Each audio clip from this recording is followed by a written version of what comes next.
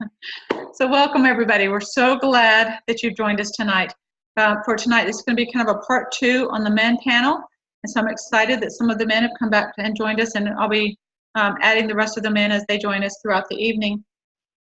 Next week, we're going to shift gears just a little bit, and we're going to bring in mostly women panel. And so I know some of you have already contacted. There are others that will be able to join as well. So I'll be contacting a few others throughout the week. So I'm excited about tonight because this is a topic I feel like is like the big elephant in the room that we're going to get to talk about tonight. A couple of elephants actually that we're going to kind of hit on. One, though, during the week I received a message from a man whose name is anonymous, and I'm going to share with his permission some of the story. And okay, you can't hear me, but I'm not muted. Okay, if you can't, can anybody hear me? Nod. Okay, good. Okay, all right. So if you can't hear me, I don't know why you can't hear me. I hear you. Okay, good. You can hear me. Good. This is saying some people can't hear me. All right, good. So I don't know if you can't hear me. I don't know why. All right. So with his permission, though, I'm going to share some of his story. Last week we talked to several men. I think we had 9 men on our panel last week, which I'm excited about. And this week, hopefully, we'll have a few more join in. I know we've got Fred and Roger and Brian back with us, which is awesome. And tonight we're going to have some great conversation. We're going to do a little TB, to be continued from last week, though. We did go through some introductions, and we talked a little bit about some things. I know I have invited a couple of men who have never been married to join our panel, and they're not able to, but so I'll be reaching out to others as well that may be able to join us as well in the future, because we're going to be doing this about once a month. That is the goal. So what I want you to do during the call, if you would, is to type into the chat if you need to talk, especially if you're a woman or if you don't have audio or whatever. Type into the chat or the Q&A. I have asked Alyssa to keep up with that for me because it gets kind of overwhelming with some of the comments, and I know that I missed some. And so she's going to go through, and she may be interrupting me sometimes to say, hey, Paula, somebody commented about this, or somebody has this question, and then we'll go from there, okay?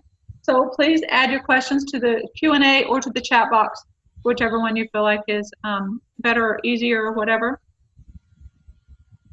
And then we will go from there. So, so to continue from last week, what I want to do is I'm going to be reading this story because I really think this is just so important. And I think that there's a lot of men out there that feel this way in the church. It says, hey, Paula, I finally finished the webinar. I was out having fun with the kids during the webinar. I've been very busy with them since. I feel like I have a very different perspective than the panelists. I'm not sure that I would have or would make a good panelist for this discussion for this same reason, that my perspective is different. And difference we like, right? We don't want the same cookie cutter, whatever. So difference is good, and that's why I'm sharing this with you tonight. So he says the difference is that my ex-wife is currently very active in the church. And it says it would be that he has to be very careful about how he shares his experiences, both with the divorce, with his experiences in the church, and not to introduce more friction to, any or all of those aspects, right? So he says one big take-home message that he got from the webinar, and he says, I'm not sure that other people noticed, I did notice, but is that it is much easier to stay in the church and active and participate in the single adult program if the other spouse leaves the church at some point, whether temporarily or permanently. Perspectives of other members of the church automatically place the blame on the spouse that quit or left. So that's why all these men did not face the same judgment. He says, my ex was very vocal with a lot of people about her reasons for the divorce. I chose a different route and stayed silent for many reasons, not the least of which are that I knew that those people at church will be the leaders for my children and did not want them to have a negative opinion of my ex-spouse or the children's mother. My ex-wife did not have this same inhibition. Therefore, I became the bad guy to everyone in my ward and the surrounding wards. I have a few friends in the ward who have been divorced over the years, and it's become a common theme that a man leaves the church because they are perceived as being at fault for the divorce and choose not to defend their reputation. I think that there are a few different reasons for that, but all the other men that immediately come to mind have left the church. Fighting for the ability to be part of my kids' lives is what's kept me in the church and continues to keep me in the church. During the separation, I did not have custody of my kids. The other thing that kept me active in the church during that time was temple attendance. I did not miss 1 month during that period of time. One thing that single people and divorced people need to remember is the promises that we hold sacred and the words which we repeat in the temple. Some of the most sacred words have promises to us that have promises for our families, and specifically for our children of protection, that brought me peace during that time. My first trip to the temple was very difficult to get better and very emotional, but I got huge answers and huge amounts of peace that kept me doing that and going back to those promises that I felt were personal to me from the Lord. My bishop was another support to me. No other leaders or members of the ward were supportive of me in any way, and most were quite unsupportive and judgmental. He called me to a leadership position, and I was in the ward council and would see the other leaders look at the floor and other heads in disapproval whenever I would speak. People would look down their nose at me and treat me as if I did not belong. And I frequently would see people watching to see if I was still taking the sacrament. Hold on.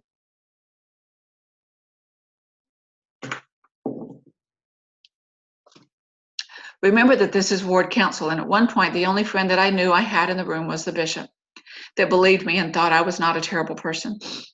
If not for a good bishop with plenty of his own faults, but doing his best, supported me as well as the temple, and hoped for a continued relationship with my kids, I would have left the church a long time ago. My relationship and ability to be with my kids remains under threat by my ex.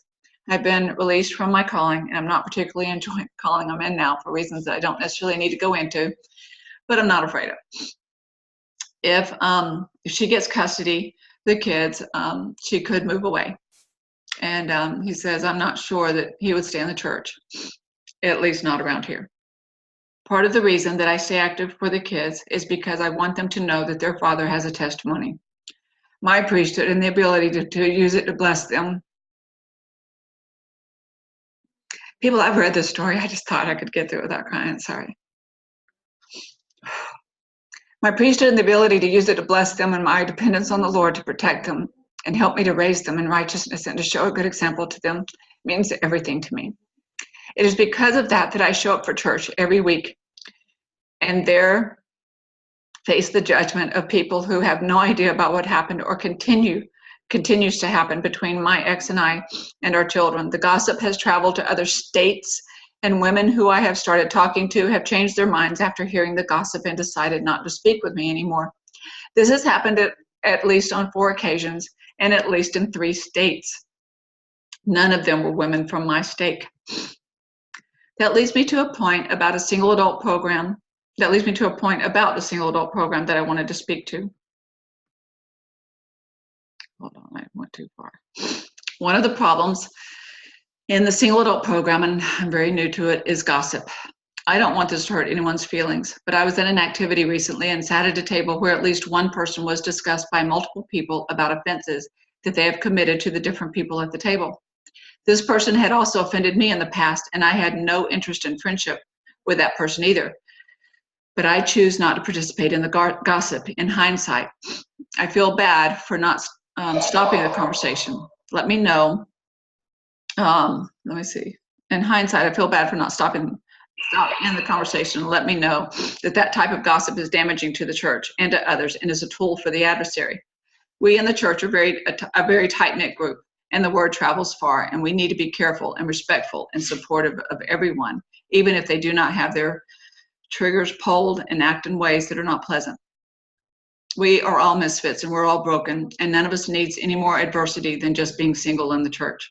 I think part of the reason that men do not participate in the single adult program is because of the inactivity and balance that you mentioned in the beginning of the webinar. I believe, like what Fred and some of the others said about the people on the webinar representing those that do, was right on. Once again, those that were present are not judged against, and their spouses left the church, or they were given support. None of them on the panel were made out to be the bad guys. It is very difficult to face that kind of judgment week in and week out, and face the anger and frustration of an ex that is active in the church within the same stake or possibly the same ward. It is extremely difficult to be at the church when you're judged constantly and you're the bad guy. Although this persecution may come from within the church, I have not given up yet. The other thing that I think about men that is different is that we do not reach out and share the same way women do. When we are hurt, we tend to hide and try to heal on our own because we want to be a macho man. We do not share our pain the same way that women do. Also, looking for friendship when we don't have any friends at an activity can feel a good bit desperate to a man. And it can be very uncomfortable to feel desperate and alone among other members of the church. I'm going to interrupt there and say that I call that vulnerable or open, and that can be a challenge. I definitely feel like my story can cast a bad light on the situation. I actually hope that my ex can have a good reputation in the group, because I see that there are some good men out there that could potentially be stepfathers for my children. I also want my ex to have a support group.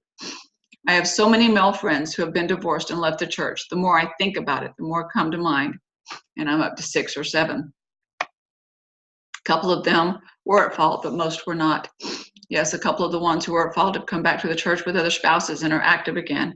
My personal feeling is that when they come back with another spouse, they have someone to defend their honor in Relief Society when people are talking negatively about them.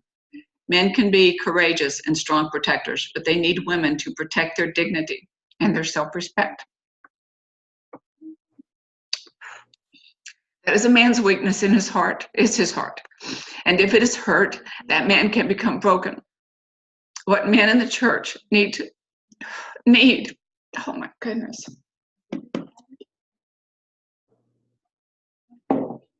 What men in the church need, and not just single men, is for women to honor men, and not just because they have to, but society is attacking manhood and fatherhood and wants people to feel like a man is not needed and that a man does not care.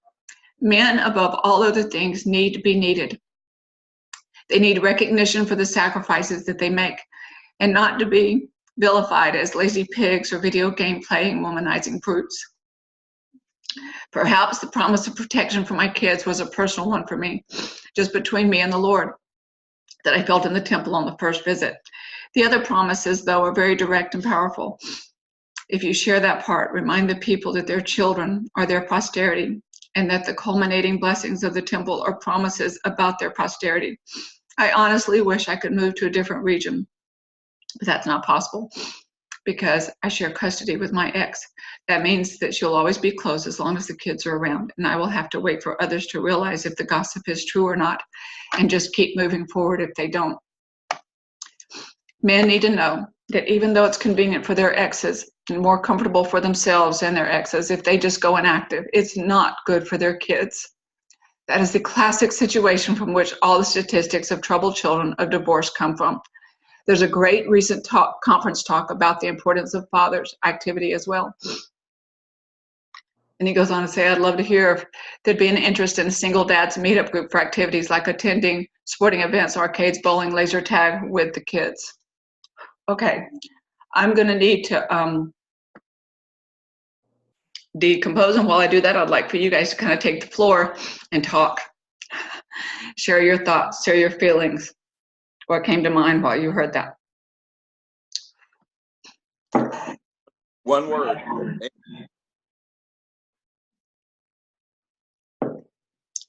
Okay, I missed the word. Amen. You know, Okay, can we elaborate on that? This is Fred. I don't know if you can hear me. Well, I can hear you. somebody's talking. Yep, go ahead. I need to be a little louder though, Fred. Okay. Is that better? Yeah. Sorry, I don't have a speaker. Actually, I've disappeared and I'm really not here, but my voice is coming through special. Anyway, no humor here. Sorry. Anyway, I really echo a lot of what he says. You know, I mentioned last week, and I do get what he says about widows and widowers. We don't have that. Although, as I was divorced when I was in my mid-30s, Uh-huh. had been in leadership roles in that thing. But I was one of those guys whose wife left the church, ex-wife left the church. But it's still pretty rough, even then. I mean, it's true, and he's right. We need to, I think he's right on. I mean, this guy's right. He's really saying a lot of good stuff. He's a better man than I. It took me a year or two to really get myself, a couple of years to get back to where I was willing to do anything worthwhile other than just be there with my kids. So my heart goes out for this gentleman. And I do have a suggestion, though. I have a friend who's divorced, and they both stayed active in the church, and it was quite a feud for a little while. And then he remarried and moved to another ward in our same area, which I think really helped both of them a lot. I mean, I can't imagine being in the same ward with a former spouse that there'd been a big feud or something going on. So, and the reason men leave the church is, I think, what he says. It's, you feel so humiliated by your failure of what we're supposed to do. And, regardless of whose fault the divorce is, you feel like you failed at it. You failed to resolve it. You failed to support the spouse, or whatever your thoughts are. You're a failure. And I agree. You feel like people are looking down on you. I only had a few people that I really felt were doing that directly. So it's hard. And as I talked to last week, I have a friend who's going through a divorce, and I'm just hanging around with him, as I had friends who would hang around with me. So we know of somebody having a divorce, for a man, we need to step up and put our arm around them, let them go through what has to happen for him to heal. And okay, I can add some more so nobody else is talking here. Also, the attitude, I'm going to say it, the worldview of men is really negative, and it has been for years.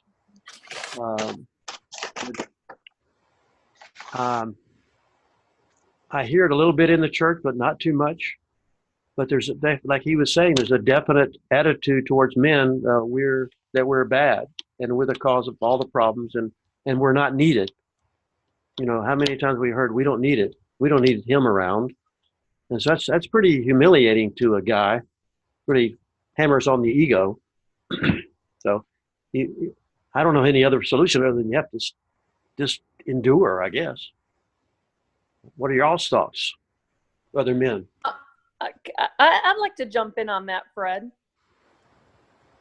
Hey, I'm Lori, sorry. can you wait just a minute? Because I definitely want to hear from the sisters, and I'll have you be first. But there's a couple other men that I'd like to hear from them. Do you mind if we do that? Yeah, absolutely. All right, Absolutely. All right, awesome. All right. Who do you want to hear from, Paula? Whoever's ready. I just have. Go ahead. I would just like to Go say ahead. real quick, if I could, and I had a lot of time last week, so I won't elaborate a lot. But I went through something similar. I got in a little bit late on what you were just saying, but I sympathize with the guy. But at the same time, if you're raising kids, by yourself or shared custody, there's no one more important than them. So you got to sacrifice your ego, your hurt feelings, or whatever. You got to man up and you got to show up. In your callings at church, you got to be there. Well, and there's just no excuse. Well, that is what he was saying that he is doing. His concern is about the men that have left the church, because it is hard to face that every week. If you're going to church and you're being attacked or feeling attacked, that's challenging, and it does affect the children. It's not just them. It affects that. To be honest, that didn't happen to me.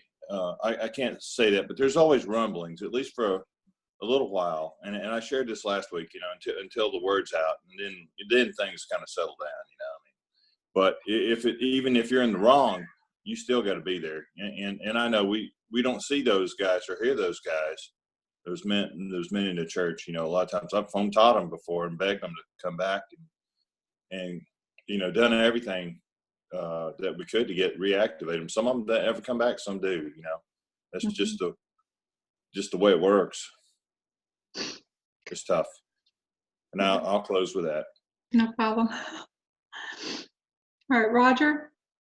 Think you will. Well, I can't talk from a divorce standpoint, but I can talk from just a general societal standpoint. And I think what this man mentioned about what I call the demasculination of men over the last 30 years.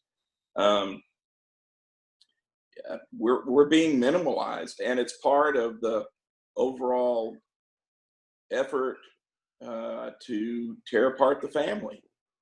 And we do need support from women. We do need to know that women value us.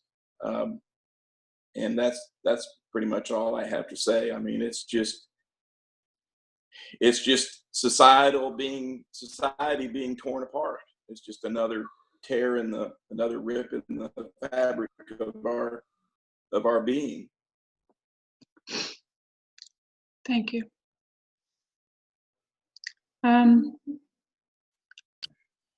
Brian, is there anything you would like to add? Yeah, I've been thinking about this as we've been talking about it, and I definitely think there's some truth there. I know there are people who have gone inactive because, like the person who wrote the letter said, guys are less likely to gossip, for better or worse. There's good gossip, there's bad gossip. But they're less likely to socialize, and so the woman's position tends to get out there more often, and get spread around. And also, on a note of support, like, guys, we're just generally speaking more closed off. I mean, I know I always used to be, because you just kind of man up and you do what you're supposed to do, and you keep your emotions internalized. And it really took me going through a divorce to kind of open up more. And then when my wife passed away, I had floods of feelings and nowhere to put them. And so I had to seek out support. And so even with me being a lot more open than I used to be, and, in touch with my feelings, for lack of a better term, willing to speak about that kind of thing, I still kind of find it hard to connect with guys a lot of times. I think, it's just in men's nature or society, whatever way we want to talk about it. But the majority of my very close friends are actually women, because they'll talk more, you know what I mean? And it's hard for guys. Like I said, it took catastrophic events in my life to get me to open up, because I needed a way to communicate, So do you think that, like, what he was talking about, like the dad and kid group, you guys getting together with your kids, would that be something that would be helpful for you? Because I know you've got younger kids. Oh yeah, I would absolutely do something like that. Yeah, okay. I think that would be great. All right. Okay. Now, a question that someone else posed here to the panelists is, do you know of men that have left the church after divorce? And if so, do you see any patterns that may indicate why? Yes. Okay, can you elaborate on that? I have a very close relative who went through a divorce, and because of a role that the bishop played in their marriage counseling, or whatever you want to call it, he felt like that the bishop had bought more into the wife's story than his, and he felt like he was really getting the raw end of the deal.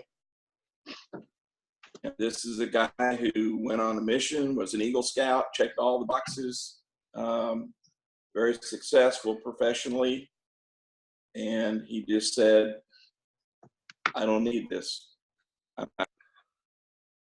Okay. Now, I know Kevin mentioned earlier, he talked last week. Kevin, I want you talking tonight too, okay? Sorry, I didn't respond to that earlier, but I want all of you Okay. tonight, okay? So don't think just because you talked more last week, you can't, because we need to hear from everybody, okay? And I'm about to turn this over to the women too, but I want to know if anyone else has an answer to that question of if you've known of anybody who's gone through a divorce and left the church after the divorce, and did you see any patterns that indicate why? Yeah, I mean, I think a lot of it is kind of what the person who wrote the letter said, that,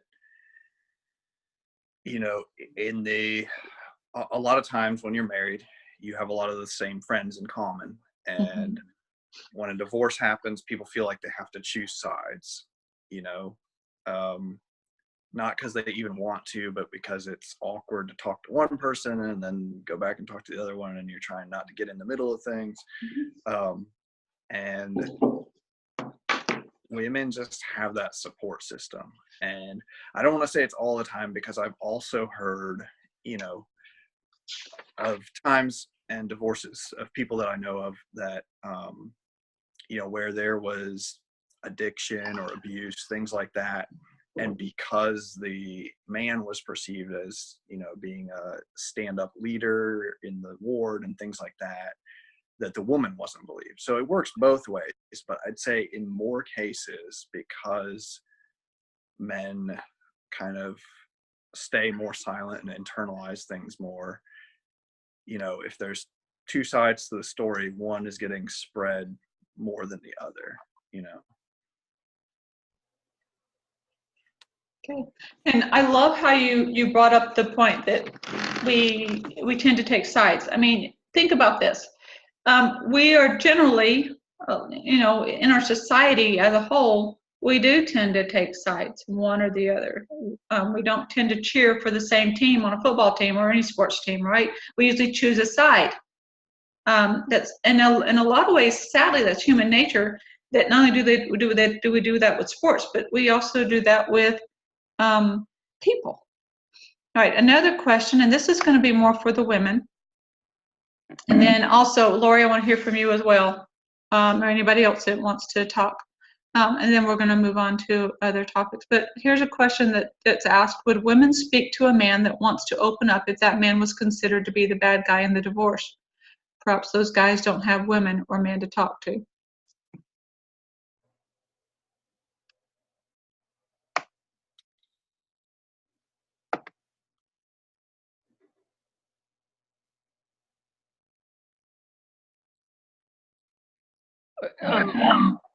Lisa, in general, phrase that question again, Paula. Yeah, no problem.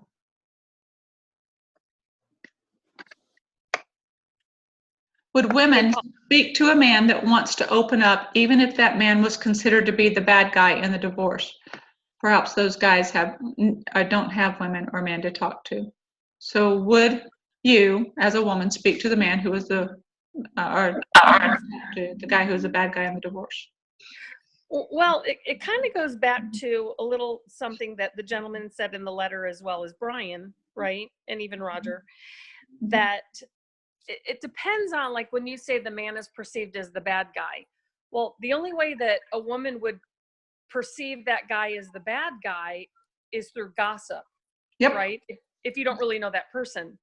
So if you're the type of woman who engages in gossip, then I think it would just depend on that woman, right? Mm-hmm. So I guess that would be a tough one for me personally. I would talk to anybody, right? To hear their side of the story. Or, you know, I'm the type of person that I don't really engage in trying to find out. I mean, I know that there are people that want to know other people's business. They're kind of in the meat of it and the thick of it, and trying to kind of stick their nose in everything. I'm not that way, right? I don't ask 115 questions. If you want to share something with me, great. If you don't, that's great too. Because again, it's my belief that we all have our own crosses to bear, and we all have our own stories, but I'm not going to push somebody to tell me something that they're not ready to tell me, or they're not really ready to open up about. Right. Okay, but what if, let's say your best friend was went through a divorce, and she's telling people that he abused her physically or emotionally or whatever, and you want to defend her, right? Like you want to go and protect her, but maybe not your best friend, maybe a sister that you know in Relief Society went through that. Would you still, if he came to you and said, hey, I need a friend, can I talk to you? For me personally, I guess it would matter if I had firsthand experience, right? If she said that he's abusive, if I've witnessed that abuse, then maybe I wouldn't. I wouldn't be as open to listen to his side of the story. You know, if you see somebody with bruises, I'm a victim of domestic violence. My ex-husband was a police officer. So okay. I'm very familiar with slow and gradual abuse that starts off as emotional abuse and then becomes physical abuse. It's a very slow, right, manipulative process. So, but I don't know that. I think the answer to that is I don't necessarily know that I would. Okay.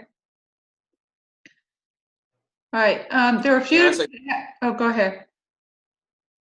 In the particular instance that I cited, the guy is 6'3", weighs 220 some odd pounds. Mm-hmm. The wife was 5'2" and weighed maybe 135 pounds. Mm-hmm. And the real abuse really came from her to him. And that's a hard thing for somebody to believe when they look at a guy that's that size and a woman that's that size. But I know what happens. Okay. And it doesn't really size, but it can be. And I don't really want to get into, you know, we're not going to talk a lot tonight about abuse per se. I just gave that more as a hypothetical example. And we're more talking about the perception rather than witnessing the abuse, or whatever the case might be, whatever the bad guy situation may be. Well, I think it plays into the perception that how can this guy, a man who's larger than the woman, how can it be that she's at fault? You see what I'm saying? Sure.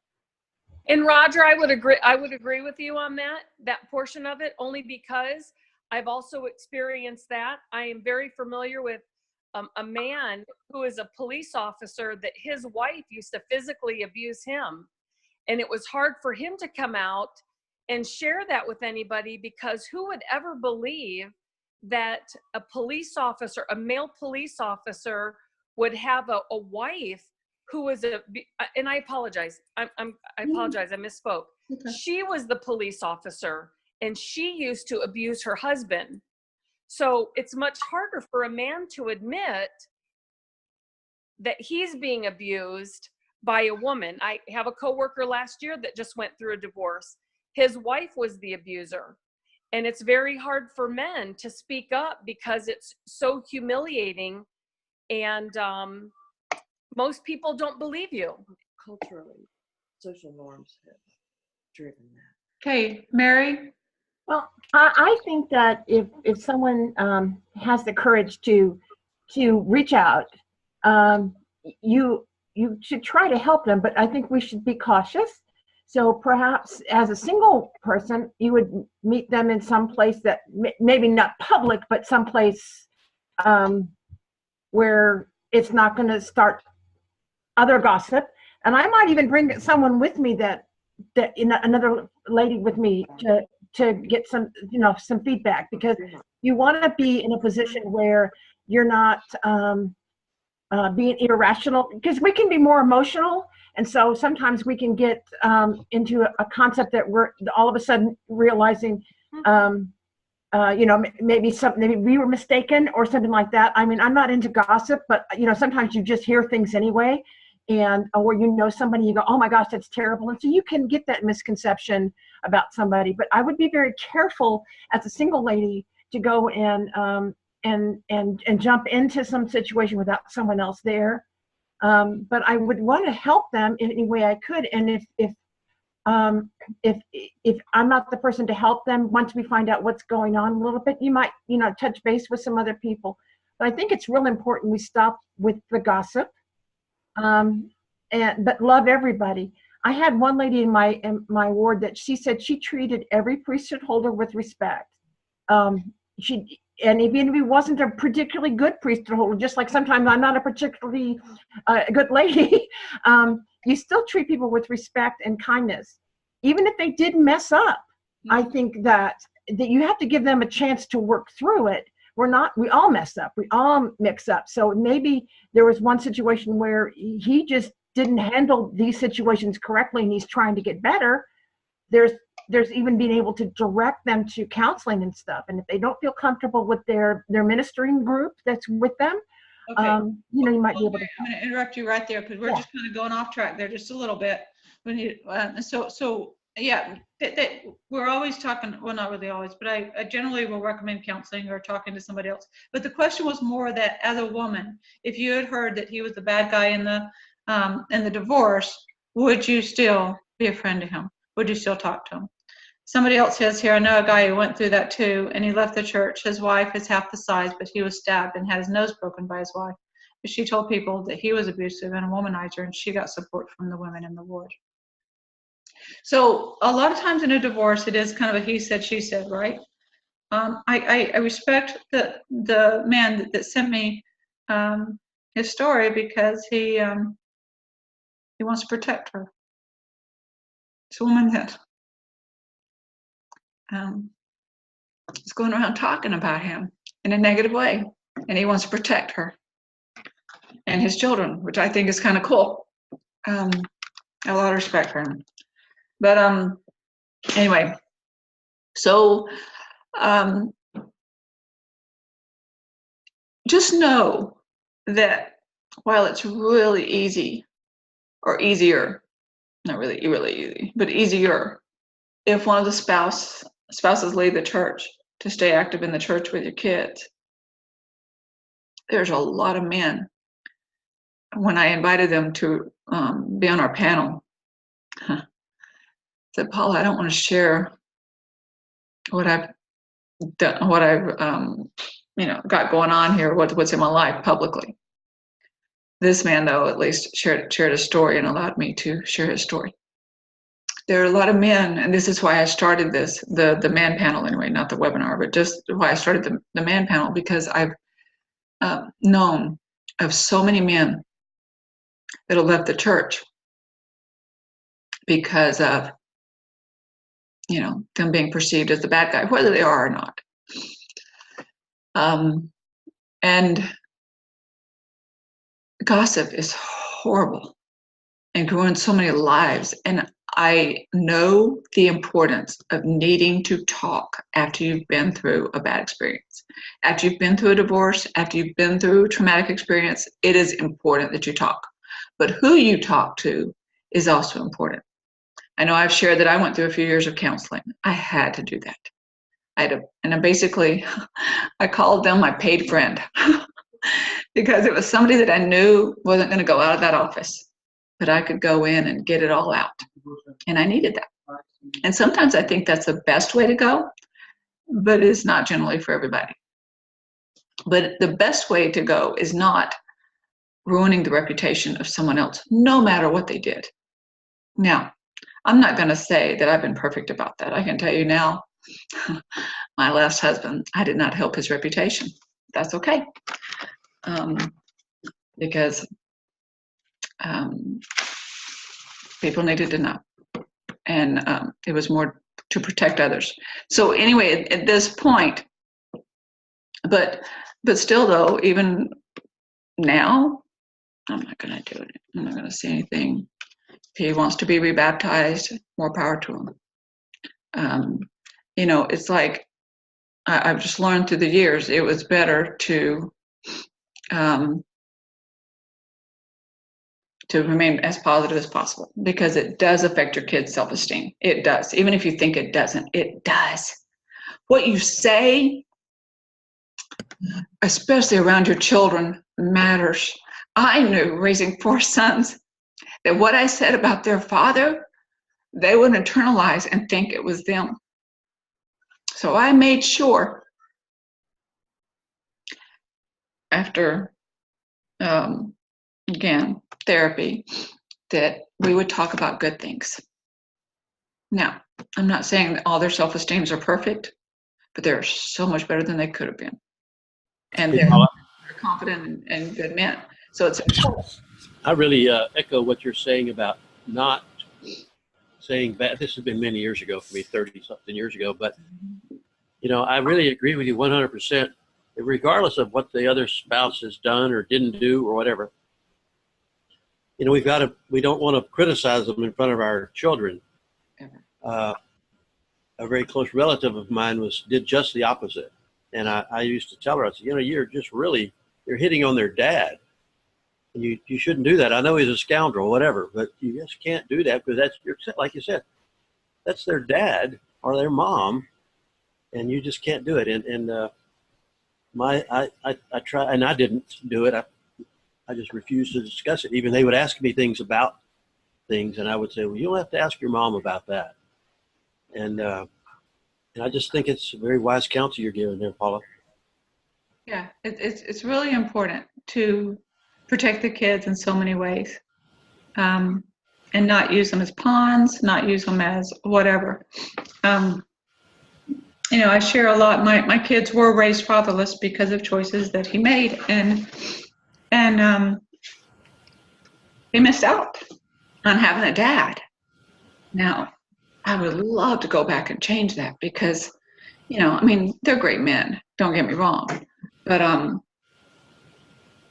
it could have been different. You know, I had my youngest son, before he left on his mission, said, "Mom, I believe if I had a dad, I'd be better at sports. I'd be better at math. I'd be better at," because in his mind, that's what a dad does, right? And so now that he's on a mission, one of his last calls, he said, one of the elders in the district is helping me work out more to get more physically fit so that I can be a better dad and help my kids with whatever. Because in his mind, I don't know how he got that. But anyway, in his mind, that's what he thinks dads do. They throw ball and they catch, and they're there to help them with their math homework and whatever.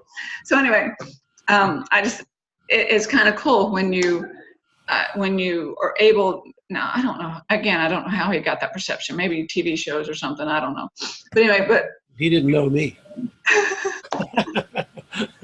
I'm not good at math or sports. Right, and neither is he. So I keep trying to tell him, let's focus on your strengths. You know, teach him to sing and play the guitar and whatever. But anyway, but either way, what I love and what I have realized that I did right, you know, I've messed up a lot as a mom. I'll tell anybody that, but is that they have a positive perception of fatherhood, and they know that as a husband and a father, they have responsibilities and they have, you know, a certain role to play. And so that's important that we teach our kids, that sons and daughters, that there are roles and there are expectations that need to be met, but keep it in a positive light. If I had been, you know, dogging their father their whole life, they wouldn't have the same respect for men that they do now, or for themselves that they do now. So that's really important. And anyway, any other thoughts on that before we move on to our next topic?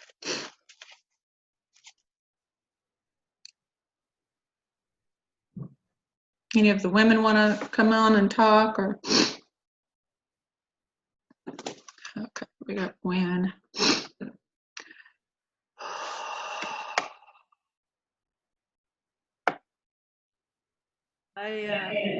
I'm distracted by that ice cream sandwich that Fred. You're what? I'm distracted by that ice cream sandwich that Fred is eating. Really good.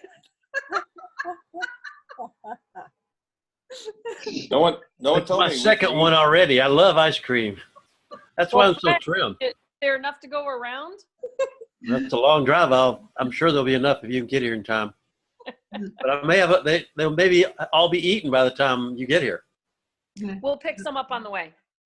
Yeah, All right. we're out. We'll be there in a minute. Okay, so I did have a comment from, or maybe a question from somebody in the chat. They said, I wonder if, what's that? If your boys are worried that they're going to grow up to be like their father, and the answer is no. Actually, what I've done is I just, if ever I said, you know what, I remember when your dad did that, and it was just hilarious. Or you know what, you've got this, and this trait of your dad, and it's just so awesome. You know, and I would focus more on the positive. Now again, I wasn't perfect about that early on, but as they grew up into teenagers and stuff, I got better. So yeah, it was just, I just knew that their self-esteem was more important than what was done to me. Okay. All right. So let's move on. Or did anybody else have another comment to make? Oh, just chat, just type in what you want to say, or if you have a question right now, and then, or if you want to, elaborate a little bit more, I can add you in a little bit. Okay. All right. So I think we've had a good conversation, and it's great follow up to last week. But I did want to talk about a little bit something that that was brought up in the letter, but also something that I want to carry over into other conversations later, and that is just our own relationships, friendships, dating among single adults. And in a couple of weeks, I'm going to talk about avoiding, we're going to call it negative relationships for men and women. How to avoid people who do abuse or control or whatever, because that's one of the things I have learned, and that was one of the perks to having gone through what I've gone through and what I've learned through therapists and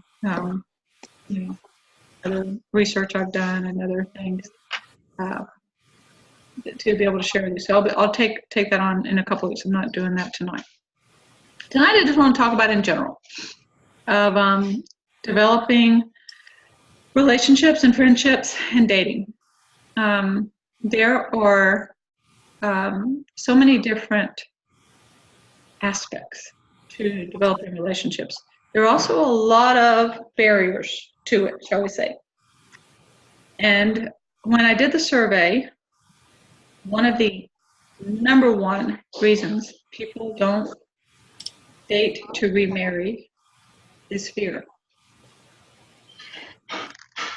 They're afraid, right?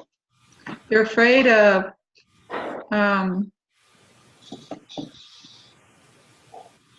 what might happen. They're afraid of repeating the same thing again. They're afraid of the unknown. And what I have learned is that when you let fear run your life, or if you think, well, every man or every woman's the same as, my ex, they're just going to do that too. Or I'm afraid, this is kind of classic, and this is very important, but I'm afraid that the next person is going to do to me what they did to me. Do you know how much power you give your ex when you think like that? If you want to avoid them controlling, if you will, they still have power over you if you still live in fear of that happening. I've had people that have said, well, Paula, you've been through, some pretty tough stuff, right? Why would you want to do this again? And to them, I say, it's the Lord's way. I'm going to move forward in faith. Now, I did not say that for the first few years, because fear, no matter how much I did not want it, was still a part of me. So I want you to think about that for a minute. Is fear preventing you from having a friend? Is fear preventing you from venturing out into whatever? Now, we all need to go through the stages of grief, right? We talked about that, I don't know, 2 or 3 weeks ago now, and that was in a previous webinar. We talked about those stages, and we all need to go through that if ever we've experienced any type of loss, whether it be divorce or death of a spouse or whatever, any type of trauma. We all need to go through that. The number one thing we need to do before you are ready for a relationship other than a friendship is to get through those steps.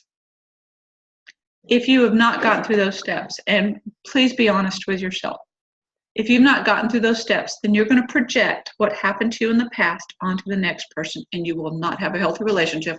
And then you're going to say, well, all men or all women are the same, because that happened again. Well, that happened again because you didn't recognize, or you didn't go through those steps, and you weren't really honest with yourself of where you're at. Now, what I love about the single adult program is that no matter what stage you're in, it could be brand new, still trying to grieve, still trying to heal, trying to process it all and reeling through it all, you can still come be a part of the single adult program, and you can still come be friends with us.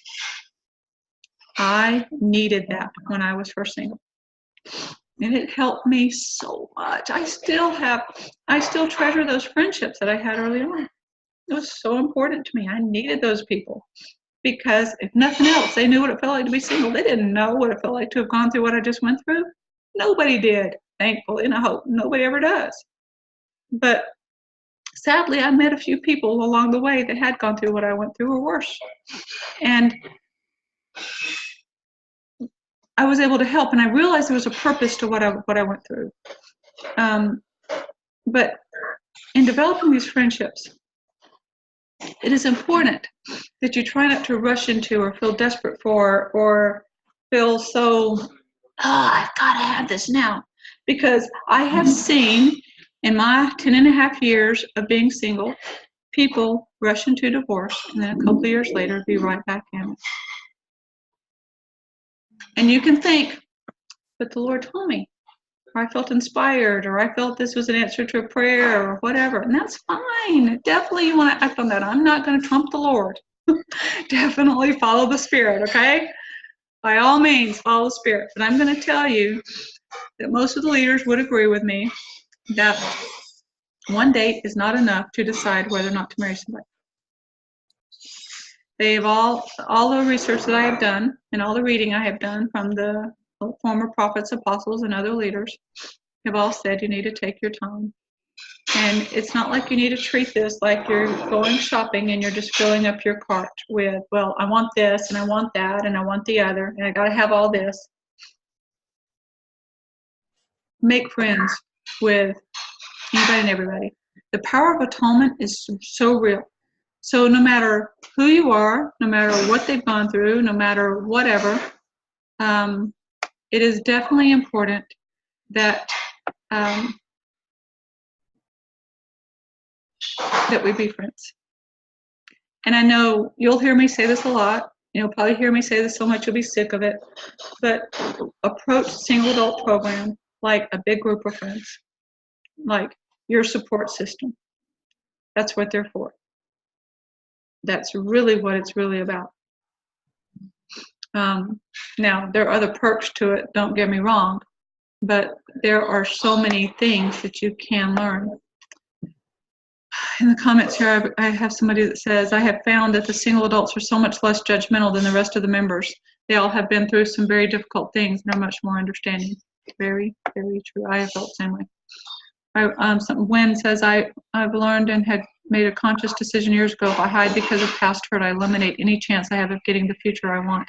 The past 10 years of being alone have helped me process the past stuff and led to more failed marriages.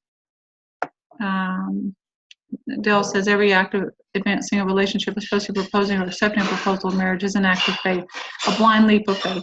So I agree with you that fear is a roadblock to moving forward in faith. Yes. Lori says not everyone feels comfortable sharing their story, whether guilt or embarrassment. It's fear of rejection. Amen. So how many women say, I'm going to be old-fashioned. I'm going to wait for the man to come and ask me out. I'm going to be old-fashioned. I'm going to wait for the man to come and ask me to dance. Where you don't realize most of those men are sitting there. Yeah, especially if they're too single. Yeah, you're right. But most of the men are sitting there full of fear, full of, oh no, are they going to reject me too?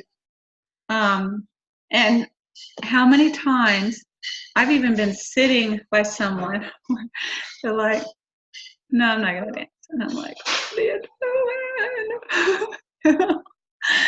so, I mean, and I'm not saying I haven't said no, but I'm just saying that generally after someone has, let's just say, asked more times than I care, and there were other reasons behind that, I have turned someone down. That's rare. Somebody's going to ask me to dance, I'm going to say yes because they had the courage to do that. The number one quality that most women are looking for in men is courage. And how hard is that to come up with when all of us feel that fear of rejection? All of us are feeling that fear of whatever, the unknown of, oh, if I take this chance, what will she say or what will he say, right? So it's just important to try to work through that fear. Right, and definitely not everybody's going to want to tell a story. We don't want everybody to come in telling a story. A lot of times, Lori, it's just better that you just come in for support and just be friends. And, that's usually the best way to go about that is just come in and just look for friends. And just keep, especially the first few interactions until you feel comfortable with somebody of sharing more stuff. And be very selective in who you share your story with. There are very few people that know my past. I'm not going to share that out there with everybody. There's just no need, You just be very selective with that. Otherwise, keep it superficial. What ward are you from? How many kids you got? What do you like to do for fun? The Ford or the form method, that people call. There's 2 different methods I've heard. To ask about family, ask about occupation, ask about recreation, ask about your dream. The D is dream. The M was, I don't know what the M was. Anyway, I've just heard 2 different ways of that. So ask about that stuff. People love to talk about themselves, and it makes them feel more comfortable, and you've got a friend, okay? So a lot of times that's the best way in developing friendships. And quite honestly, if you want a healthy relationship, you need to start with a friendship, not an instant dating relationship. If you want a healthy, long-term relationship, that's where you need to be. So if you can approach coming to an activity, an event, or whatever as a big group of friends, instead of thinking you're going to look across the room and you're going to feel that instant connection, then you're going to be a lot happier with the single adult program. That's why I tell people to lower your expectations of the single adult program, because you're not going to go in there and find the one. And if you do, it probably won't last. Not always. Again, I'm not going to be negative toward that. I love the single adult program, and I think it offers a lot of things. If you are going to be looking to remarry, and not everybody is, but if you are, there's no better place to find somebody. I mean, where else are you going to find them? At a bar? No. You're going to find them at a single adult event. Online is not always the best way. Not to say that people haven't. One of my best friends has found somebody online years ago. I think they've been married now, I don't know, 8 or 9 years. And, works for them. So I'm not saying that it can't happen. I'm just saying that generally it's better to have people-to-people contact. We've lost the art of communication. We've lost the art of conversation in so many ways. And society has deemed so many other things more important. Any comments to any of that while I look through the chat? some of us are hopeless romantics. Yeah. Is that helping you? Is that working for you? I totally agree, Paula. I think it's easy to get into a relationship. Wait, I'm having a hard time hearing you. I think it's easy to get into a relationship quickly and then get into a physical relationship. You know, you can be blinded by people's, I mean, things look rosy when you're starting out in a relationship, and to be really careful. Mhm. Your first date with friends usually turns out better. All right. And quite honestly, there's no set time frame, or there's no set, however many dates or whatever that I can tell any of you to say, hey, this is what you need to do. Because there isn't. It's all an individual thing, and it's your relationship with the Lord and your relationship with the person that you're friends with, right? Or that you're pursuing a relationship with, or whatever. But my number one advice would be to take it slow and not rush into whatever, and take it slow could mean, again, I mean, that's subjective. It can mean whatever to different people.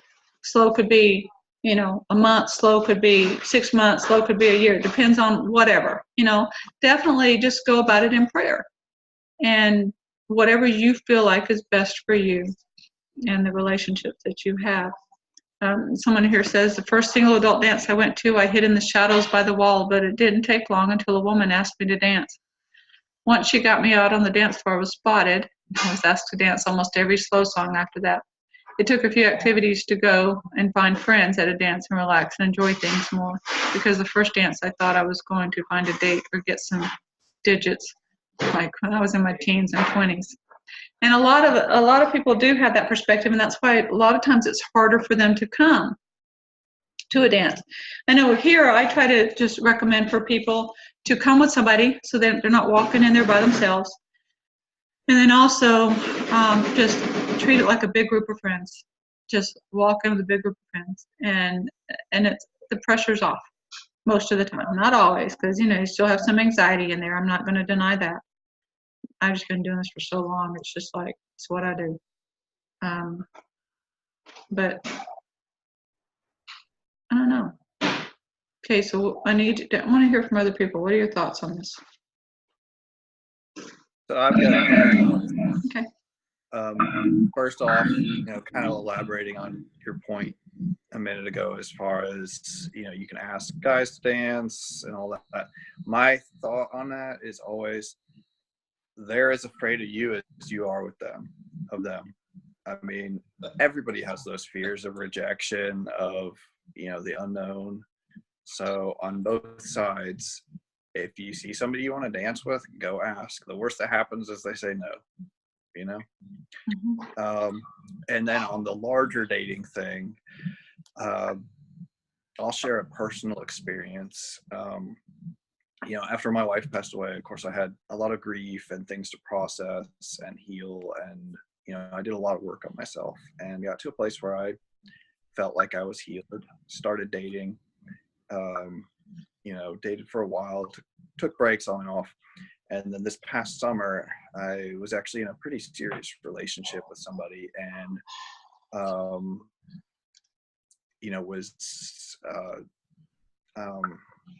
all of a sudden I got some triggers that I deemed red flags, but in retrospect, it was more fear, being triggered by that. And I realized I had, trauma from my past that I hadn't resolved. Not that I had avoided it or anything like that. I just didn't even know it was there.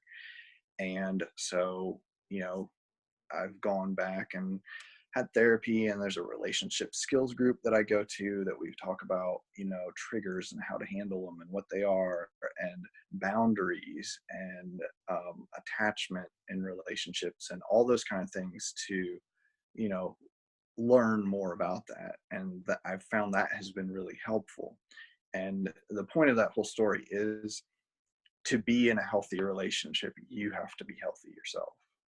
You have to understand your own feelings. You have to process things from your past relationships.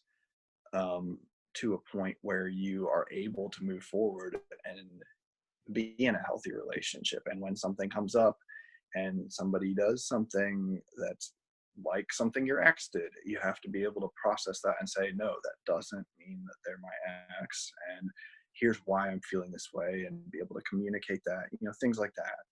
So to be in a healthy relationship, you've got to be healthy yourself.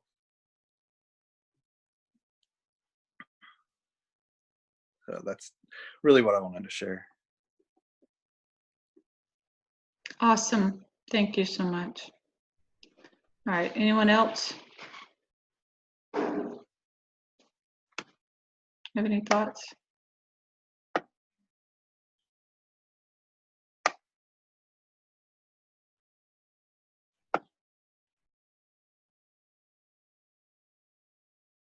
All right. I want to address a couple of things. One is the, let's see if there's something. Is that relationship group through the church, Brian?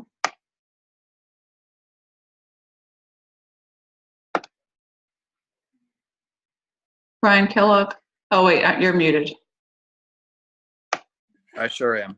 No, it's not officially through the church, but it's through my therapist's office, and she is a member of the church. So most of us in the group are LDS, but it's not like an officially sanctioned group or anything. Okay. Someone put in the chat box here, my dad and uncle taught me when I was a young man to find a girl or two or three that weren't dancing and ask them to dance, whether I was interested in a relationship with them or not. I think that both men and women should remember that dances are for friendship and really for talking as much as anything, and that everyone should look for a lonely or bored person and sit and talk to them or ask them to dance. That's why the single adult program, that's what the single adult program is about, and I agree with that completely. If you can do that, that's awesome. And then how did I go about choosing a therapist? I will tell you honestly, I've not had great experiences in going through LDS social services, so I did go outside of that. But I looked for somebody that specialized in what I had gone through, and worked with the insurance and all that jazz. And at the time, I did get some recommendations from people in the ward. I think the bishop even helped me find somebody. And then when I moved to Utah, there was a organization that specialized in what I went through. And they had just a group of therapists that, support groups for everybody and whatever. And so that's how I went about finding therapists. I'm not saying that LDS Social Services isn't awesome, because there are some people that have benefited greatly from them. But for what I was going through, they had no clue how to deal with it and what to do with it. So it just wasn't a good fit for me. Great question though, but sorry I don't have a better answer for you. But that's what I did. Just going through whatever they specialize in. So, I mean, if you're a man and need a therapist, I'd recommend going to a therapist or a group of therapists that work with men going through divorce or going through whatever you've gone through or whatever. You want somebody with some experience and not an intern that's trying to figure it out. And I don't mean that in a bad way, because my daughter's about to graduate grad school as a marriage and family therapist as an intern right now. But I definitely wouldn't be going to her on that one. I mean, she's awesome, don't get me wrong, but anyway. All right, so I love my daughter, but still, hope you know what I'm talking about. There's some things that are easier or that are better for more experienced people to deal with. I want to also touch on the old-fashioned thing. There's a lot of women, and I'm one of those, that say, I'm old-fashioned. I want a man to ask me out. I want somebody with the courage to ask me out. And so I went years without dating, years. Or if I did, it was a date or two, and then we were done.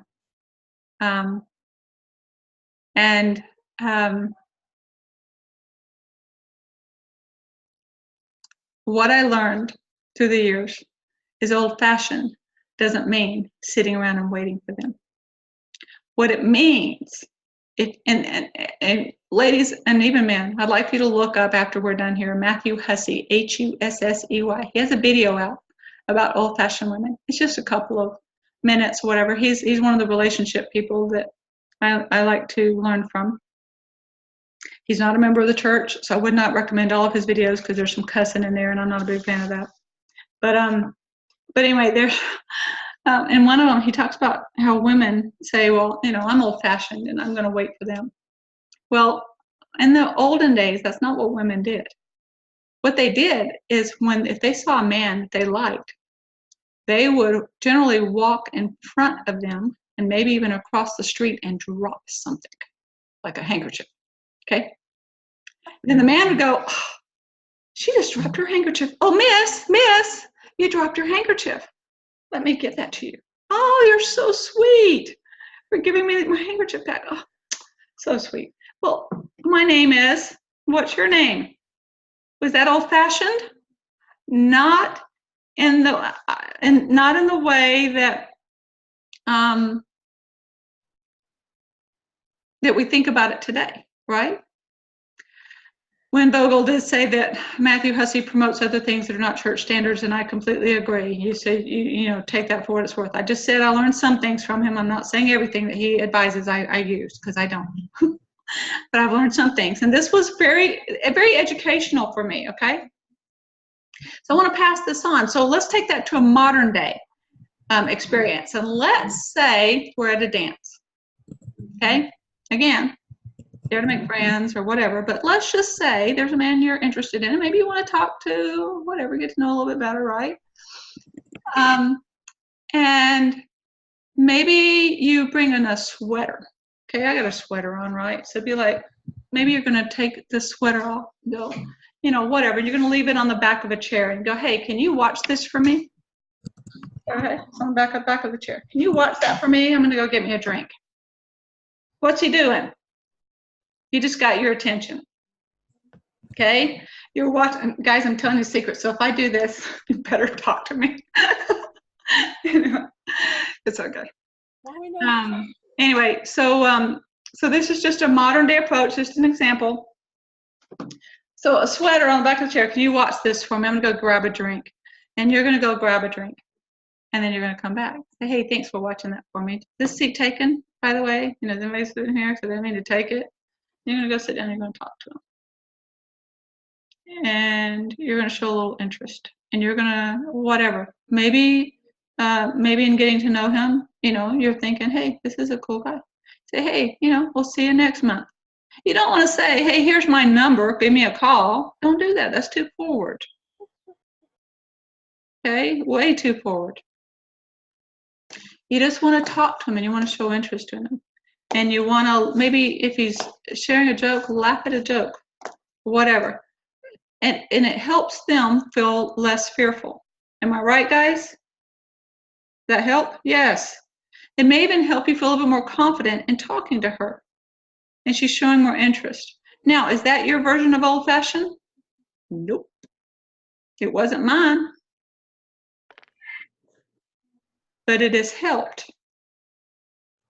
You've got to let them know, because otherwise they're not on your radar. They're worried about, their own whatever. And so that's something to think about, okay? Now, again, I'm not recommending everything that he says. I'm not recommending everything. There's some relationship experts out there. I would not be doing what they're recommending. But there are some things that I've learned. And so we just kind of glean from whatever we can. Alyssa, am I missing anything in the chat that we need to talk about? I feel like I'm missing so much. There's so many people chatting and I just don't know. Yeah, you would definitely want to put the Lord first, Linda. Thank you. Okay. So see, Dale says every woman wants to feel beautiful and desired, even women. Well, men do too. Well, handsome, good looking, whatever, and desired. Even women who are firmly committed to keeping the law of chastity. When a man takes an initiative in an old-fashioned way, it makes a woman feel attractive, which is good. Okay, but again, it's our definition of old-fashioned. Okay, I'm good. No questions. Okay, awesome. So, so what are your thoughts on that, guys? Ladies, the old-fashioned thing. Does that feel old-fashioned? I have a thought to pass on here. Okay.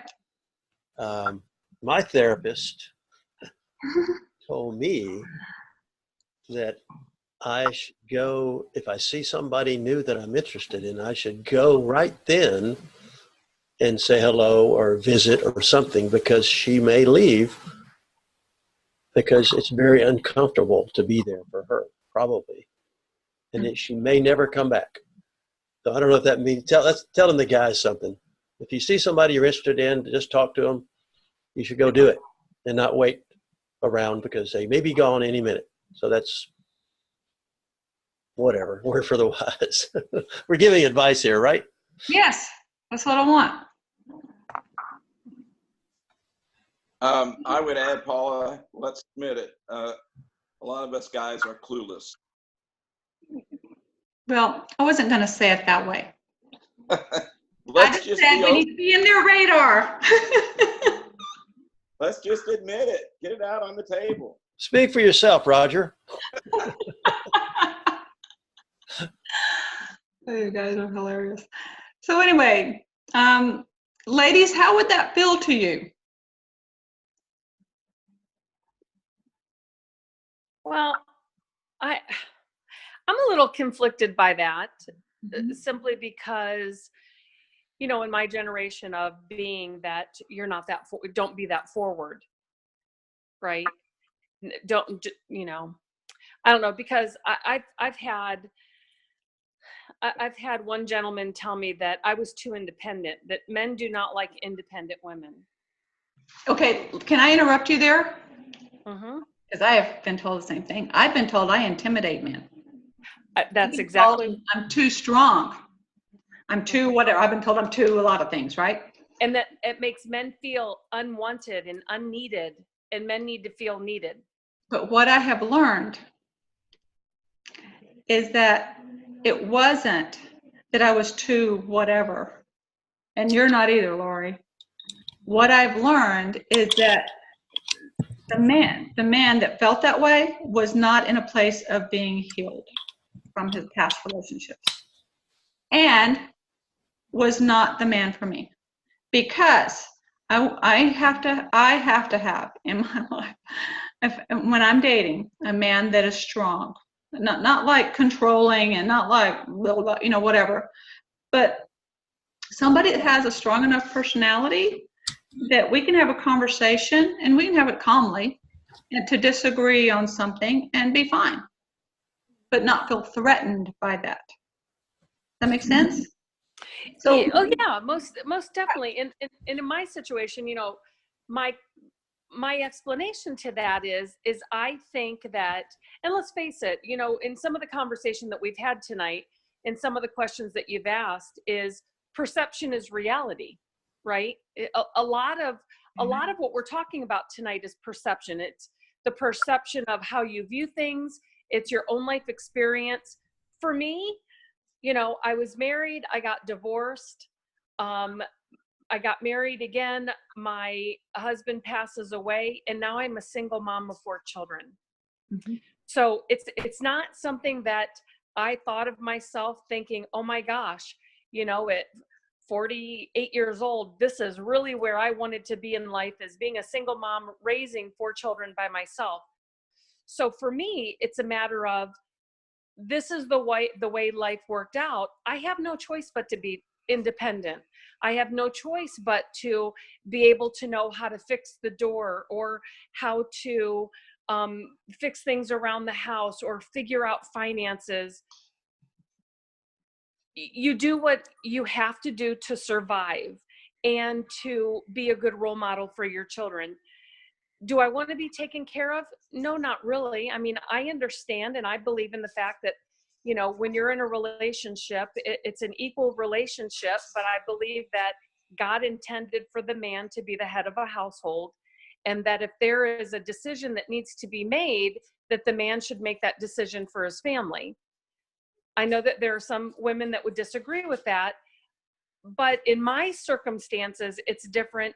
And I'm forced to be independent. I am forced to be the strong person because, you know, in my case, again, it's a little bit different because my husband passed away 8 years ago. 2 weeks to the day later, my ex-husband passed away. So I am the only parent that my children have. At the time, they were 6, 7, 16, and 17. You know, they're older now, soon to be 15, 16, 25, and 26. But I am, because of my past and because of life circumstances, I am strong. I am independent.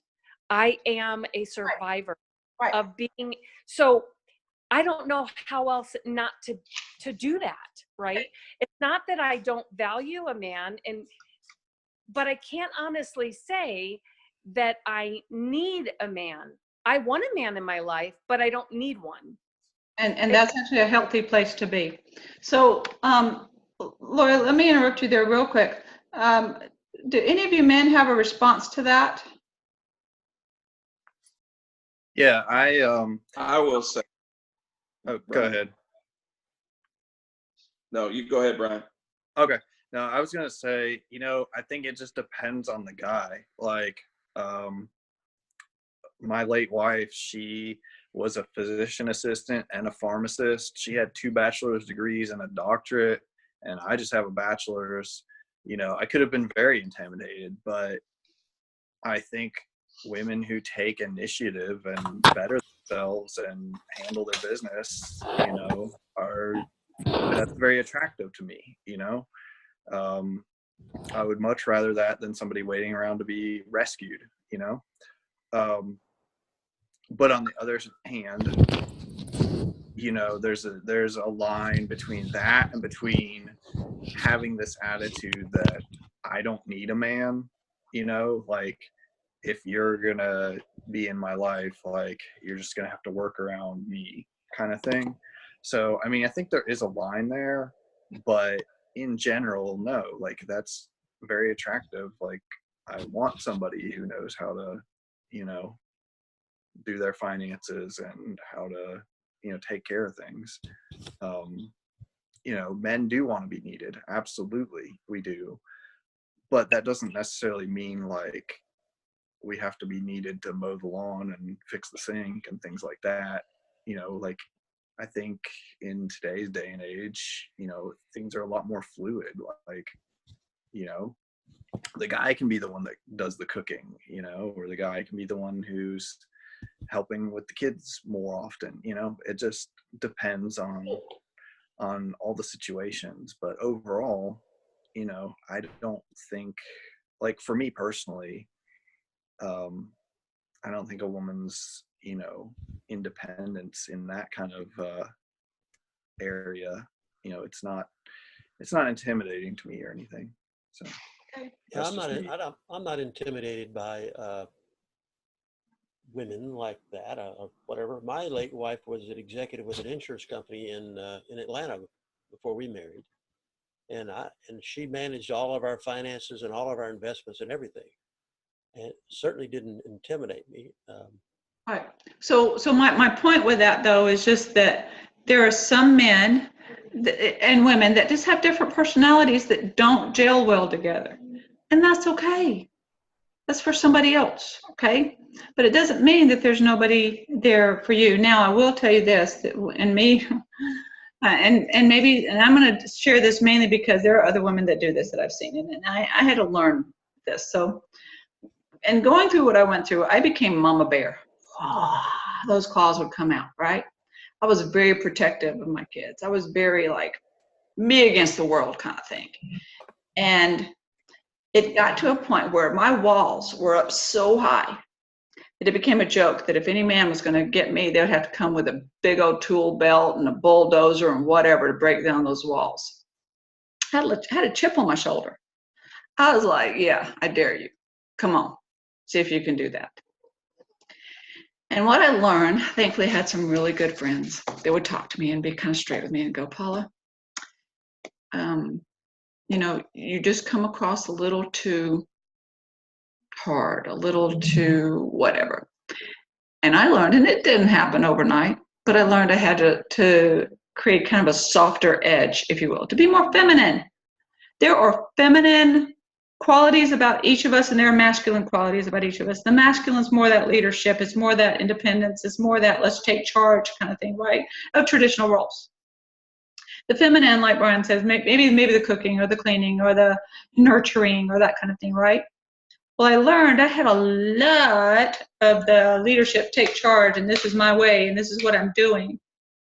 And I had to work through that to get that softer edge. And it took a while.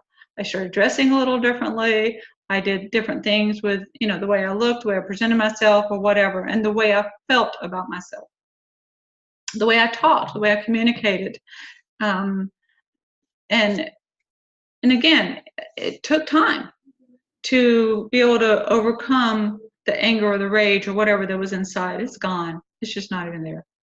But it took a while to be able to do that. So to develop a healthy relationship, you determine which roles you want to carry. And for everybody, that's different. What you want in a man and the role of the man, and then what you want in a woman and the role of the woman. It is completely different, and that's more of an individual thing. So we all need different things in relationships. We just all do. But some of us there are generally some common similarities.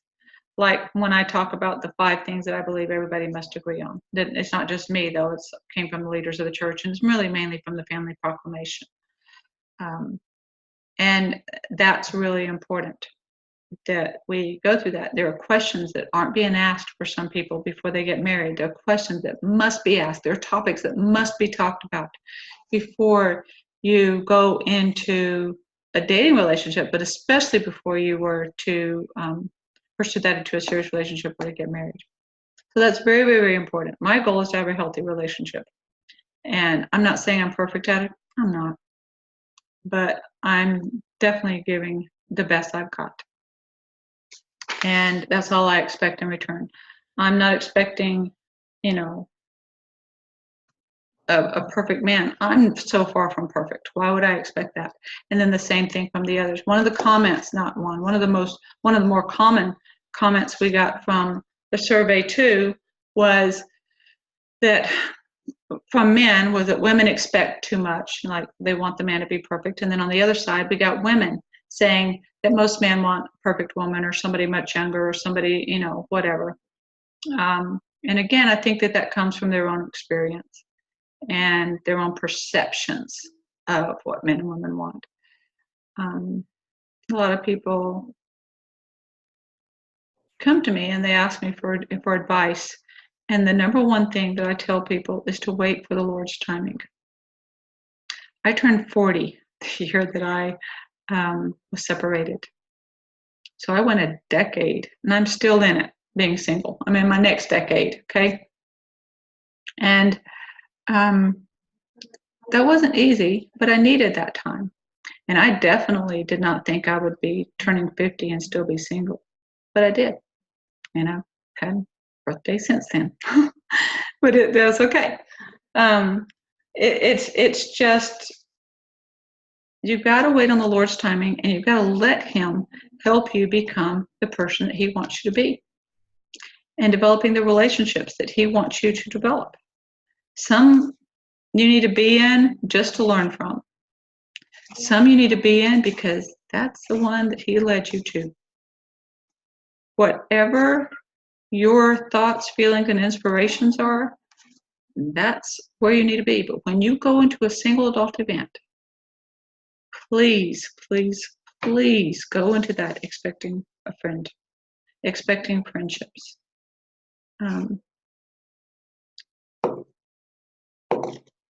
Any other thoughts? I'd really love to hear from some of you guys.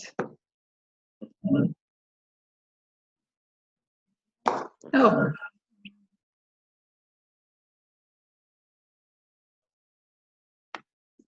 Okay, here's a, oh, sorry, I guess I missed a question here. Says, do single adult men with all they have been through still feel like the woman should not take the initiative in meeting a guy? If a woman is willing to risk rejection, why not? That again is perspective. There's some women who have not a problem in asking a man out. I just won't do it. That's just me. I will let them know I'm interested if they want to take it from there. And I think a lot of that just comes from just different perspectives. Here's another one. Women can say that they don't need a man, and man can say they don't need a woman. In the church, we know that we do need each other, and maybe not to put food on the table or for protection or whatever task or logistics, but because we know that eternal marriage is the everlasting covenant that allows us to the highest level of exaltation. And the reason isn't because of needing each other to survive. It's needing each other to learn patience, to learn love, or to learn to love more, etc., to learn to sacrifice and to give. Amen. Yeah.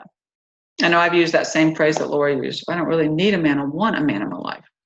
And again, it's not to, and for me, it's more I don't need somebody to pay the bills and to, whatever. It's just, needing somebody that wants to be with me, that cares, that loves, that, whatever, that wants to share life together. And we'll talk about this more as we go on too, because, we got different perspectives of what a good marriage is, and we'll talk about that one at a later time. But for right now, I would love to hear comments from other people. Anyone on our panel? Any of the attendees? Come on. I want to hear your thoughts. I'll just say, can you hear me? Yes, I can hear you. I'll just say something. I apologize for going backwards. It's okay. I will say it bothers me a little bit for men or women to say, I don't need, if it's a guy saying I don't need women, or if it's a woman saying I don't need a man. And it goes back to what you just said, Paula. We all need people. And personally, I would be very cautious about that phrase. It's one thing to say you don't need a spouse for financial reasons or whatever reason, but to me, you are closing the door pretty big time if you make it too much of a thing and make it sound like you just flat don't need anybody. Right. It kind of comes across like a chip on the shoulder, right? Well, it just kind of comes off like you're just you're an island and you're fine being an island. Okay, that's a good visual there. Thanks for sharing that. Melanie says she agrees. Tom, did you have a comment? Okay, looks like he's not there. Anybody else? Lori, unmute. There you go, do it. You knew I was going to say something, right? Well, I saw you like waving me down too. I mean, I understand what Roger's saying, but again, that's kind of a tough one, right? And like I said, I can't speak for anybody else. I can only speak for myself. I understand what you're saying, Roger, when you say be very careful about how you word that because you're cutting someone off. But the reality for me is, I mean, let's face it, all of us are all single, right? We're all on this call. We're all single adults. I think we would all agree that the ultimate goal for all of us is to find a partner and feel unconditional love, right? Would you guys all agree with that? I would. Because of my circumstances, Yes. because I've been alone for 8 years and I've had to be both mom, dad, sole provider, doctor, healer, console my children. For the first 5 years, I basically had my head in the sand because I was so busy consoling 4 grieving children. That made me stronger. I'm not saying I don't want a man. I would love to have a companion. I would love to have a spouse. but I can honestly say, I'm not in a desperate situation where, and I know that there are plenty of men out there are plenty of women out there that feel like they cannot exist without the opposite sex in their life. They can't function without having a man in their life, and they can't function without having a woman in their life. I get that. Again, that goes back to the type of person they are, right? They need that consistent companionship. In my life and what I've experienced, I don't have that luxury. I have not had that luxury of, in the last 8 years, having someone to come home to tell my day to, or to say, hey, this is a really difficult decision I've got to make. What do you think about it? I don't have that. Right. So when I say that I don't need per se, I don't need, because I don't. At this very moment, I've had to make those decisions on my own. I haven't liked it very well, but I've had to deal with it because that's the hand I've been dealt. And so you make a positive thing out of it, right? You look at the glass half full, not half empty. So, Just like I tell my children, instead of thinking about all the things that don't happen in your life, think of all the blessings. okay. But when I say need, I say that in a positive manner of, I want it, I don't need it to function.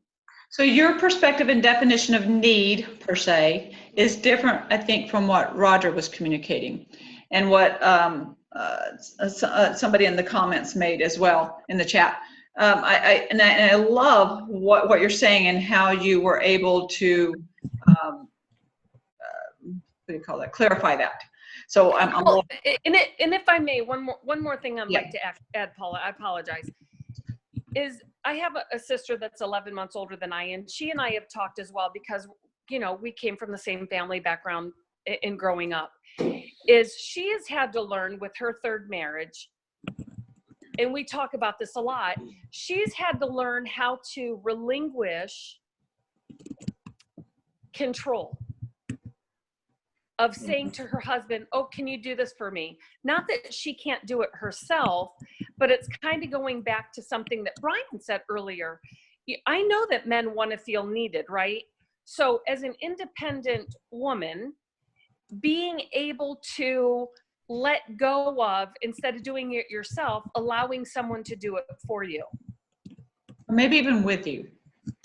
That there's a lot of different ways of looking at that, and you're right. I love how you've clarified that, and that I feel like we definitely understand that.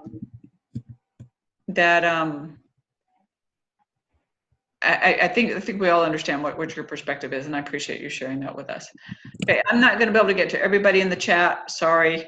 I know I'm trying to stick to with also the topic and not necessarily go into other things as well. Kevin, did you have a comment? I saw that you unmuted yourself a minute ago. I had a little trouble. I hit it twice. I can see your mouth, but I can't see your face. Oh, there you go.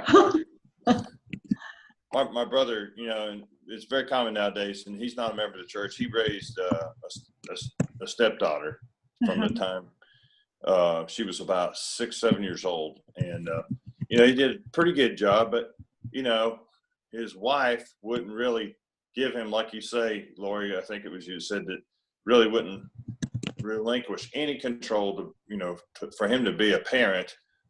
So that's one of the things I think you got to talk about before you enter into a marriage with somebody that's not the father of your children as a woman, or that's the mother of your children as a man. You got to talk about that, be really open about that, because it's tough, for the man to be the man of the house or the head of the household if he doesn't have a little bit of authority. So you need to work that out. It may not happen. You may not be willing to give that up, but you need to talk about it with your potential spouse. That gets missed, I think. I love that. Great. Thank you. And again, we're clarify. Oh yeah, go ahead.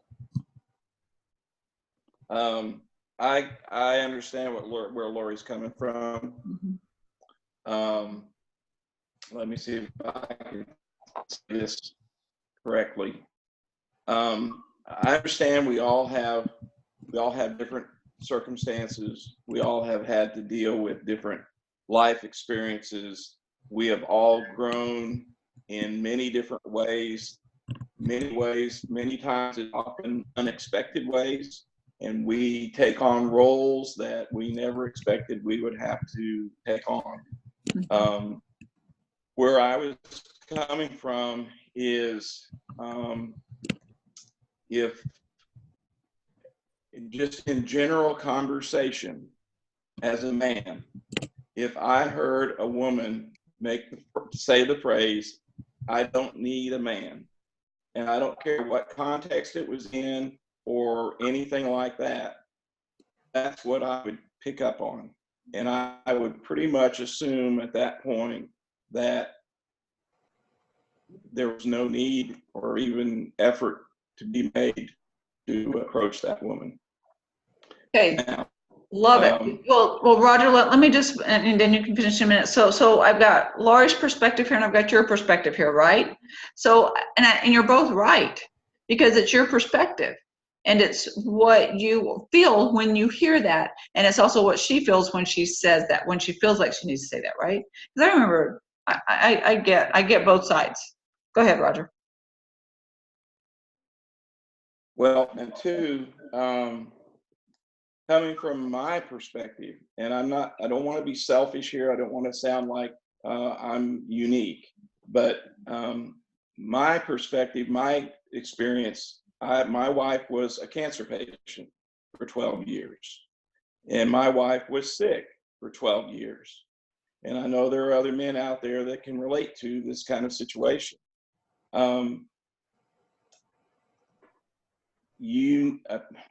I found myself needing my wife, but my wife was not able to be there for me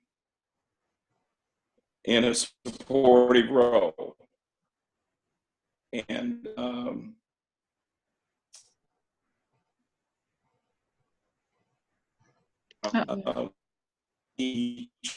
Roger, something's happening with your internet. You're breaking up a lot. Can you hear me? Can you hear me? You're going in and out. I'm sorry. Paula? I don't Yeah. know what else I can do. Okay. Go ahead. We were talking about the need thing. I think Okay. I do hear that occasionally. I don't need anyone, and but I think if we'll talk to that person a little bit, we'll find a little bit of kind of try to have a little bit of a connection with them. We might find that and get a better understanding of what that means. Not need anyone. I don't need anyone, but I want someone, and I would like to share my life with someone, and the memories, because memories is all we're going to take with us. So the word need, I think perhaps we misunderstand it. And Right, yeah, that's what I'm saying. I just think it's a different definition for both people. Yeah, I think so. For me, I don't think they're saying I'm better and I'm superior and I'm all I need. Well, if that's true, then why are they here? Why are they in this group? So I think it's a misunderstanding of the terminology. Okay, I have something to interject here. Okay. Am I on? yeah. Okay. Here's See where it what's says green around it. interesting to me is that I have been divorced now over 4 years, and I can't tell you the number of times that I received counsel from leaders, Relief Society leaders, bishops, home teachers, telling me that I had to get over needing a man. That I had to come to a point, this is true, I had to come to a point where I did not need a man, that was going to be my downfall, that was going to be my demise, I guess, Right. in ever moving on. And so I think maybe there needs to be more of a dialogue among the married people who don't quite understand what we're saying. I agree with what Fred said. I agree with what Lori said. Mhm. And I think of course, we all do need something at our core. We all do need it. Mhm. And I would have to try to explain myself. Like I found myself having to defend my desire to have a relationship with someone else again, my desire to get back in the saddle, metaphorically. Mhm. But I felt like I was being almost belittled a little bit, like I was, or or I was being told I was weaker because I needed someone, or I wanted to need someone. And I had to constantly tell them, I had to say to, like, my Relief Society president at the time, hold on, do you need your husband? I'd have to remind her of that. Do you need him? In and then there's lots of different ways that we need someone. It Right. doesn't just come down to financial or Yeah. and I think that it ebbs and flows at different times in my life. I think, who was it? Brian said his wife had, a doctorate degree. Well, I do too. So I don't need anyone per se to pay my bills, but there's other ways that I do need someone. Yeah. Thank you, Lisa. I appreciate you sharing that. Yeah. I think on both sides we've had some positive and negative experiences with leaders, but I love that you were able to, share your experience and be able to learn from that, and even be able to respond in, with the advice that you're given, because, we don't know where they're coming from. No, and I want to clarify too that I have no disrespect towards any of these people, and they did a whole host of wonderful things for me. Sure. I found that to be interesting, that was there again. Here we go back to perception, and perception is stronger than reality. Sure. That their perceptions of what they thought of, oh, well, you know what, you need to be single and you don't need to need anybody and all this, and as soon as you stop needing them, then your Prince Charming will come. And I didn't Oh yeah, understand how many times have we heard that, right? As soon as you stop. Yeah, right. But you know what? I want to point on something Fred said, and this is really, really key and very powerful from what Fred said. And it goes back to what we were talking about, the question that you asked earlier. Would you speak to someone who was perceived to be the bad guy from a female's perspective? Mm-hmm. Fred just indicated in my comment of, or a woman that says I don't, or a man that says I don't need someone, right? The key is having a dialogue with that person to better understand why they feel the way they do and understanding where they're coming from. Love it. Yep. Very true. And that's really why we do this, right? Like, the whole purpose of these webinars is to get us all talking. That's really why I do these. Because I'm just kind of giving you topics, and then thankfully some of you add in questions and other comments, and we're able to talk. And I think that by us talking, we have a greater understanding, and we're able to support each other and encourage each other, and just understand different perspectives. And that is so very important. Thank you, Lori, for sharing that. There's somebody who has a comment I've been trying to work in. Says, probably different from my definition, Linda's saying this, different definition of need. I feel I'm an island. I don't need, that is probably a hard shell I put on my process of healing. I think it's a little different for a widow who is still to her spouse and had a wonderful relationship. Some want or need a for-time relationship, but in the whole scheme of things, it's not important to me.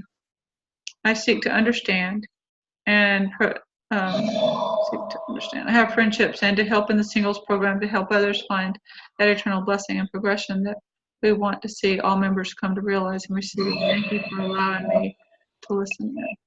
Thanks, Linda. I appreciate that. All right. So, and then somebody else said thanks for sharing, Roger. And all right. So yeah. So this is awesome. I'm loving our conversation. And Fred, did you have your hand up? Yes, ma'am. Okay. What you got? This is a little bit off topic, but the same line of understanding others. I have a group of people in, people that used to work for me. And this guy his grandmother had passed away. And I thought, okay, my grandmother passed away. That's okay. And I was wanting to say, well, get over it. I mean, it's just your grandmother, you know, that's a couple of ways back. And he was just really, you know, acting real down and everything. And I was kind of wondering, what the heck, you know. But then after I got to talking with him a little bit, his grandmother raised him. And it was his mother that passed away. So I guess the point I'm making is you really do have to kind of figure out where somebody's coming from before you pass judgment on them, or before you can understand where they are. Right. So sometimes me included, we're really in a hurry to get through this and figure this one out and move on to the next one, or solve a problem, or whatever us guys do. But anyway, we do have to listen and ask people things to try to understand what's going on. So, Yes, thank you. I totally agree with that. And I tell you, that's one of the things that I know I've learned. I think we've all learned in different ways, is just being able to understand their perspective, and you know, to judge people less. And I think that goes back to a comment that was made in the chat earlier, is that why single adults are more accepting, because we've been through some tough stuff, and we are definitely less judging, and we're definitely more accepting of other people and their stuff, because we've done it too. You know, we've been through some tough stuff. So it is a lot different. And to have a healthy relationship, it takes time to develop, and it's a process, and definitely has to be with the Lord. We all have different roles. We all have different expectations, different perceptions, and boundaries that need to be set in place, even with those friendships or relationships that you have. We want to make sure that to have a healthy relationship, we set up healthy boundaries. And we're going to talk about that more later in a webinar. We're going to be talking about more survey results in a webinar later.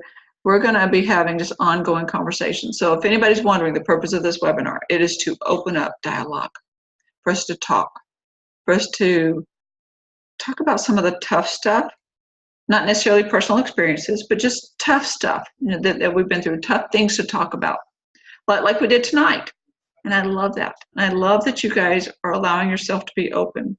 Some of you are even allowing yourself to be vulnerable. And I know how huge that is, because that's not always in our comfort zone. So it really means a lot to me that you're here, that you're showing up, and that you're a part of this, because I really do believe we're going to be able to change lives and be able to help people in so many ways, and to be able to help each other. And if we can do that, then the purpose of this is set. This is something that I just felt inspired to do, not for any other reason, but just to bring us together and to talk.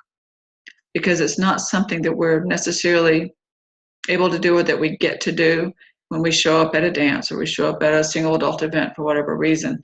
We can talk with a few people at a table sometimes if we get a few minutes.